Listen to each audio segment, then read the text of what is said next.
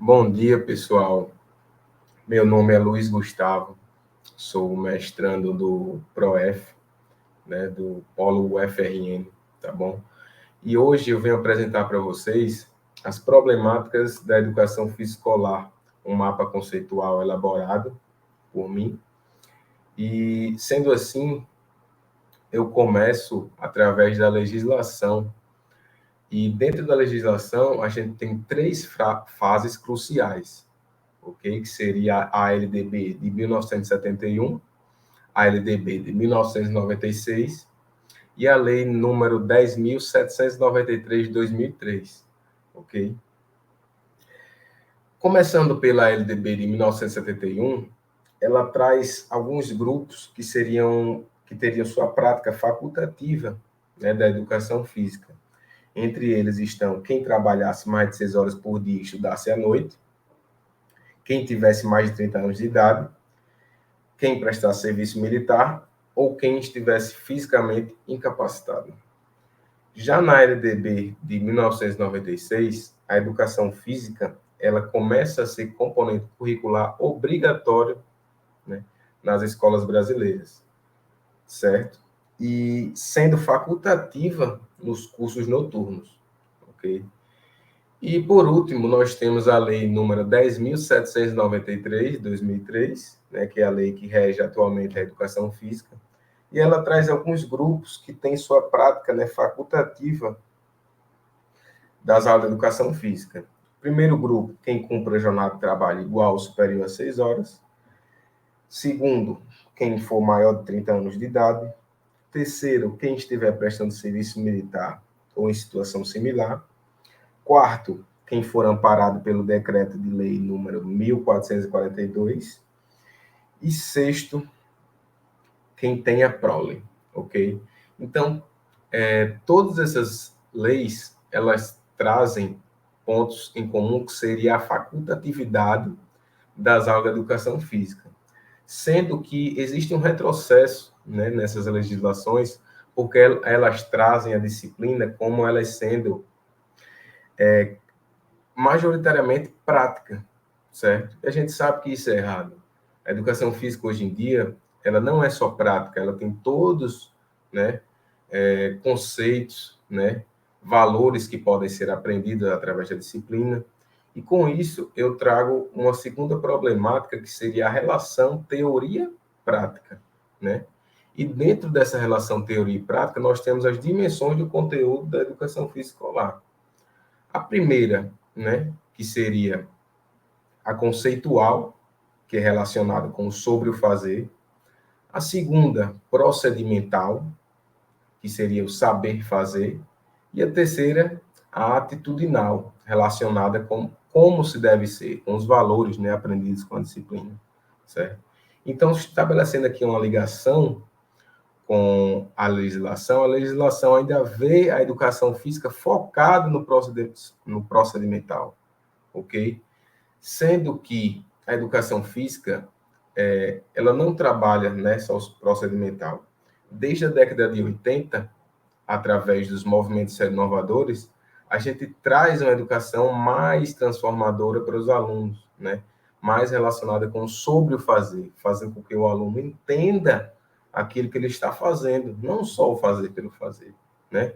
A escola, como um ambiente democrático e libertador, deve propiciar uma educação com dialogicidade, reflexiva, inclusiva e igualitária para todos, independente de cor, gênero e raça, levando o aluno a protagonista do processo de ensino-aprendizagem, tá bom?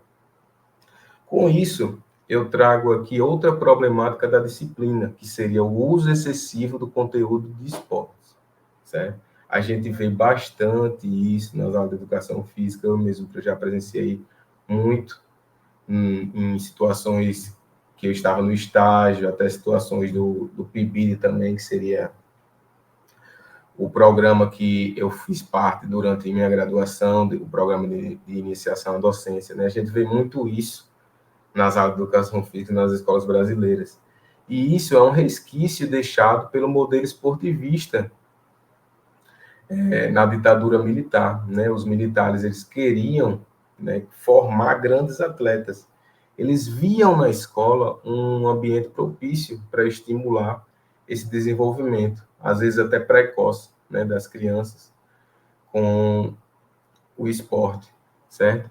Mas a gente tem documentos hoje que nos norteiam aí a não só ficar preso, né, nessa questão dos esportes, que seria a BNCC, a Base Nacional Comum Curricular. Nela existem diversas manifestações corporais que a gente pode sim incluir dentro das aulas e não só ficar preso àquele conteúdo dos esportes, né, que infelizmente ainda é muito presenciado isso, ok?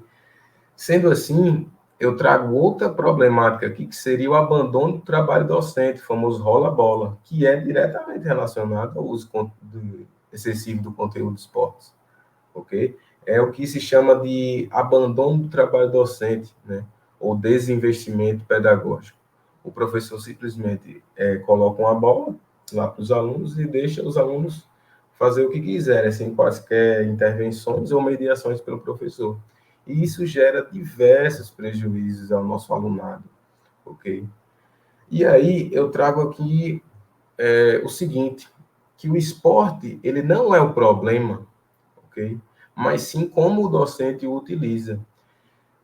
A partir disso, é importante a gente saber diferenciar, tá certo? O esporte na escola do esporte da escola. O esporte na escola, ele é preso às regras oficiais e focado no desempenho, ok? Já o esporte da escola, ele tem o objetivo de favorecer a participação e aprendizagem de todos os estudantes, levando os alunos ao seu protagonismo no processo de ensino-aprendizagem, tá bom? Sendo assim, acaba que o esporte na escola, né, preso às regras oficiais e focado no desempenho, ele gera, né, uma outra problemática, tá bom? Que seria o afastamento nas aulas de educação física. Ou seja, aqueles alunos que não são bons, eles simplesmente perdem o interesse de praticar a educação física. Simplesmente porque o professor, né, o docente, ele vai fazer vai privilegiar os mais habilidosos. E isso é totalmente contrário, né, ao que a educação ela prega, né? E fazendo uma ligação aqui também, a facultatividade das aulas, já apresentado anteriormente, quando eu falei da legislação, ela também gera um afastamento nas aulas de educação física, né? Porque aqueles alunos simplesmente vão deixar de vivenciar, né? Todas as manifestações corporais que a gente pode aplicar, que a gente pode mostrar para os alunos, tudo isso vai ser negado a eles, né? Infelizmente, por esse equívoco dessas legislações. Uma outra questão também foi o que eu falei anteriormente, do uso excessivo do conteúdo dos esportes, né, que seria a repetição, né, do conteúdo de esportes, que é muito visto nos diversos, né, no ensino fundamental 1, no ensino fundamental 2, no ensino fundamental médio, né, a gente tem pesquisas que mostram que os alunos, eles vivenciam o esporte da mesma forma em todas, né, as etapas do ensino. Então, isso acaba gerando um afastamento, porque o aluno, ele pensa, já vi isso mesmo, né? Então, ele acaba se desinteressando pelas aulas de educação física, tá bom? E aí eu volto aqui novamente à Base Nacional Comum Curricular e sua importância do professor, né, tentar aí diversificar suas aulas. Uma outra questão, né, ligada ao afastamento, tá bom? Seria o uso excessivo de práticas corporais ligadas ao universo masculino, ok? E isso acaba gerando um afastamento muito grande do público feminino, né? E aí, essa questão traz outro questionamento aqui que eu faço para vocês, que seria adotar ou não adotar aulas mistas na educação física, tá bom? E assim, a escola, como um ambiente democrático e libertador, ela deve propiciar uma educação igualitária para todos, sem deixar de lado um grupo ou outro. A gente tem que tentar levar uma educação em que todos se sintam incluídos, que todos tenham as mesmas oportunidades, certo? Porque só assim a gente vai conseguir transformar a realidade dos nossos estudantes, tá certo? E trazendo aqui outra problemática, tá bom? Seria a indisciplina nas aulas de educação física, né? E, assim, muito nas escolas se fala em cumprir regras, né? Cumprir regras. Mas por que, né? Cumprir regras. Então, a partir das afirmações de Paulo Freire, a gente tem que manter uma educação dialógica e reflexiva, compreendendo os anseios dos estudantes. Então, a gente tem que mostrar para os estudantes o porquê deles fazerem aquelas regras, para eles entenderem, né, o que a gente quer trabalhar com eles, para trazer, assim, uma educação mais eficiente, né, mais significativa para eles, ok? E através, né, dessa educação dialógica e reflexiva, a gente deve proporcionar métodos abertos de ensino, tá bom?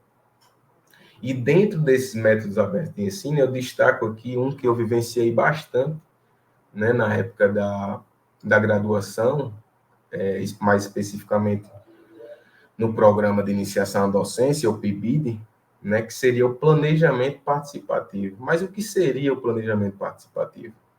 O planejamento participativo é uma forma de incluir o aluno, né, no processo de ensino-aprendizagem, tá bom? Ele faz parte da elaboração do planejamento.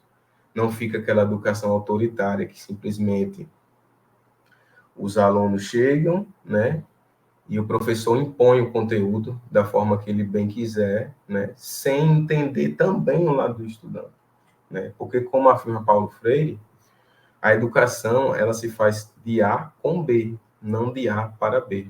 Então, é muito importante a gente adotar esses métodos abertos de ensino para tentar fazer o aluno protagonista de seu processo de ensino-aprendizagem, certo? Então, de uma forma bem resumida, eu coloquei aqui todas as problemáticas, né, que a gente pôde vivenciar durante essa disciplina no mestrado. Foi uma disciplina bastante proveitosa. A gente discutiu, né, diversas questões, né, que todo mundo vivencia, tá bom, né, em suas escolas. E foi muito proveitoso participar de tudo isso. Então, agradeço aqui a atenção de todos vocês e um abraço.